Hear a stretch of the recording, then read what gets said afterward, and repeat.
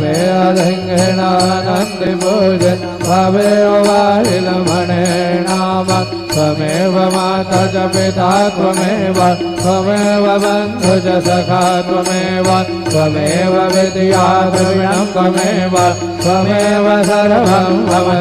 देव कायेन वाचा मनसेन्द्रियर्वा बुद्ध्यात्मना वा प्रकृते स्वभावात् करोमि अद्य सकलं वरस्मै नारायणाय समर्पयामि अजुरं केशवं रमणारायण कृष्णदामोदरं वासुदेवं हरे श्रीधरं माधवं गोपिकावल्लभं जनकनायकं रामचन्द्रं भजे हरे